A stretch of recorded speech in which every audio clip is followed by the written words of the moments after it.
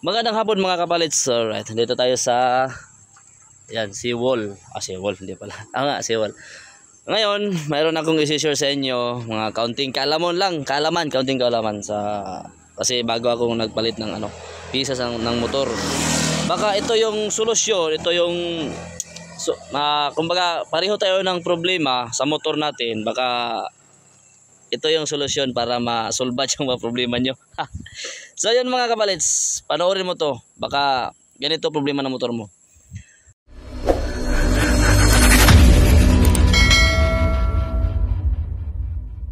Problema ng motor ko mga kapalits is unang-una, matigas yung clutch. Ito, pag matraffic, nangangala yung kamay ko kaya sobrang tigas. Pangalawa, hindi ko na ma-adjust kasi kung makikita nito, sagad. So hindi ko na ma-adjust. Tapos ganun din sa ilalim, sa adjuster niya. Yan, dito banda, hindi makita. Yan. Diyan, teka rabe. Hindi nga makita. Yan. Yan banda, sagad na rin. So sabi ng mekaniko, baka yung lining yung problema, pudpud na. So kaya imposible naman, yung motor ko hindi naman masyadong luma. Although sikanan sa akin pero hindi masyadong luma. So imposibleng pudpud siya. So talagang hindi ako kumbinsido na pudpud. So ang ginawa ko, mga kapalits, ito isa pa sa problema ng motor ko bago ako na ditong adjuster na yan, yung adjuster na yan, doon sa dulo ng clutch lever ko is wala na, sira na yung thread.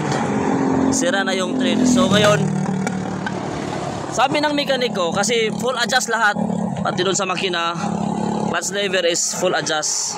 So ika nga, pudpud daw yung lining.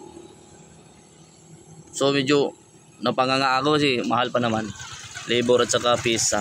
So ngayon, di ako kumbinsido kasi ika nga, bago pa yung motor ko eh. So bumili ako nito, clutch adjuster, kasi yung standard is short. So bumili ako ng mahaba. So mga kapalits, solusyon ito lang, lumambot talaga yung clutch ko.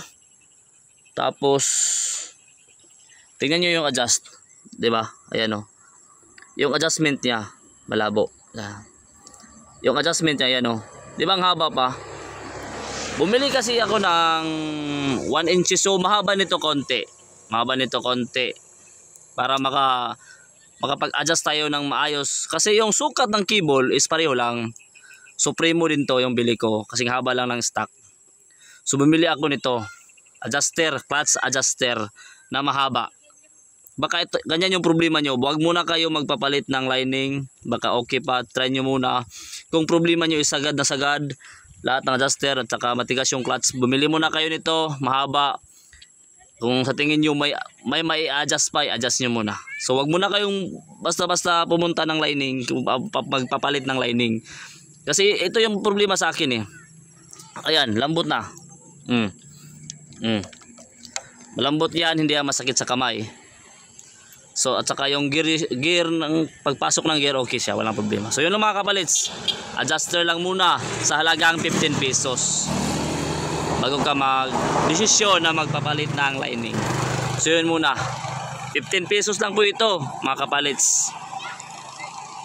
Hindi ka nalugi nun kung sakaling hindi, di ba? Ayan tingnan nyo yung adjust, lalim mo taas, haba pa yan haba. Pwede ko pa yung i-adjust. Ito full adjust na. So yun lang mga kapalits, thank you. And wag nyo pong kalimutan mag-follow sa aking Facebook page, Facebook profile pala, at saka sa YouTube ko. Thank you mga kapalits, thank you.